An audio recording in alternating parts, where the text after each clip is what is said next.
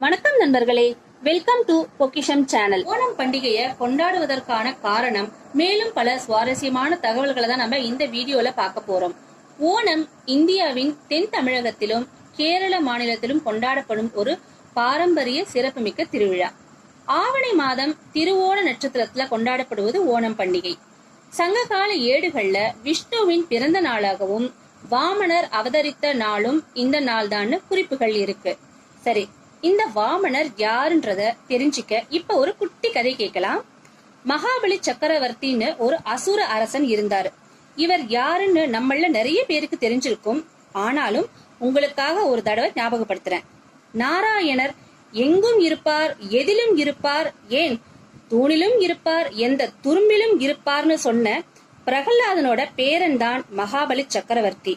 இவரோட தந்தை பெயர் விரோசனன். மகாபலி அசுர அரசர்களிலேயே மிக பெரிய, மிக அதிக வலிமை வாய்ந்த அரசர்.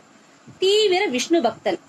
அவர் அறிவிலையும் கல்வியிலையும் வலிமையிலையும் சிறந்தவர். அன்பானவர். நியாயத்தை நிலைநிறுத்துபவராகவும் தர்மத்தின் அடையாள சின்னமாகவும் இருந்தார். நியாயமான வழியில ஆட்சி புரிந்து வந்தார். அப்ப உலகையே வெல்ல ராஜசுய யாகம் செய்தார் மகாபலி சக்கரவர்த்தி. அந்த யாகத்தை முறியடிக்க திருமால் 3 அடியில வாமனர் என்ற ஏழை பிராமணர் வடிவில மகாபலியிடம் யாசகம் கேட்க வந்தார். அப்படி அவர் யாசகம் கேட்டது 3 அடி மண். வாமனர் உருவத்தால சிறியவராய் இருந்தார். அதனால 3 அடி மண் தானே கொடுக்கிறேன்னு மகாபலி சக்கரவர்த்தியும் வாக்களிச்சார்.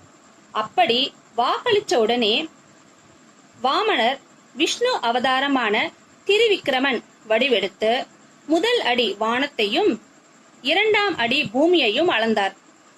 கொடுத்த வாக்கு காப்பாற்ற 3ஆம் அடியை மகாபலி சக்கரவர்த்தி தன் தலையின் மீது வைக்க சொன்னார். அப்படி அவர் காலை வைக்கும் போது மகாபலி சக்கரவர்த்தி ஒரு வேண்டுதல் வச்சார். அது என்னன்னா, ஒவ்வொரு வருடமும் இந்த நாள்ல தன்னோட மக்களை பார்க்க தனக்கு அருள் புரியணும்னு வாமனர் கிட்ட வரம் கேட்டாராம்.